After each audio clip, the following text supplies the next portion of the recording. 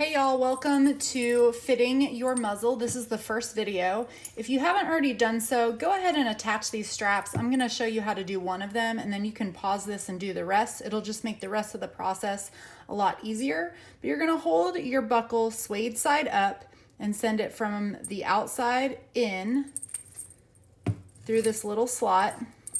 And then we have these keepers right here, and you're going to send the tail of the buckle through the keepers and slide that down.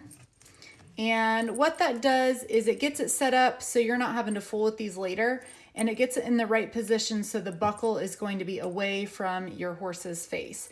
So go ahead and pause the video and do that with the rest of your buckles, and then you can start back and we'll get on with the rest of the fitting.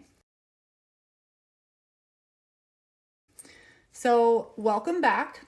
The first thing you want to do is make sure that it is oriented correctly. You're going to find the logo right here, and this is going to be the top or the front of your muzzle. So if you imagine a horse head right here, this is going to be the part that you're going to see first as your horse approaches you. So we've got 3 slots in a row on the front, and we have 5 on the side, and the dimensions are a little bit different front to back and side to side, and that's to accommodate your horse chewing. So if you have it oriented the wrong way, you can run into some issues there. So find the logo and make sure that is on top.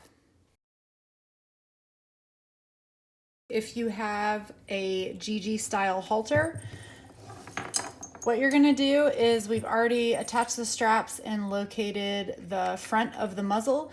You're going to take the front of the muzzle strap and you're going to attach it to the center ring that sits in the middle of the noseband. And I like to go ahead and put this one on about the 3rd hole. I find that's usually at least pretty close to where it needs to be. And then you're going to come around to the side, and that's usually a square, more squared off ring here. And I like to put that on hole 3 or 4, because again, I find that to usually be pretty close to where I need it. And then I'm gonna come around to the other side and do the other side.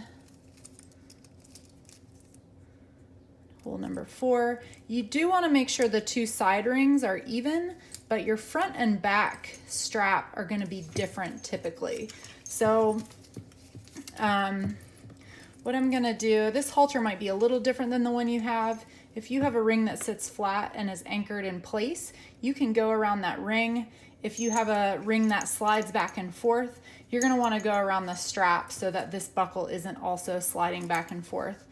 So for the one that is next to their chin or just under their chin, typically this one is gonna need to be a lot tighter than, or a lot shorter, and every horse is a little different, but this is what I typically find to be the case, is that it's gonna need to be a lot shorter than the buckle in the very front to get the angle correct. And we'll talk more about angle later, but this is basically, and I need to adjust that center face strap, this is basically what it should look like more or less when you first get everything put together. And we can still adjust all these things, and that's what the next videos will be talking about, but this is kind of what you're going for.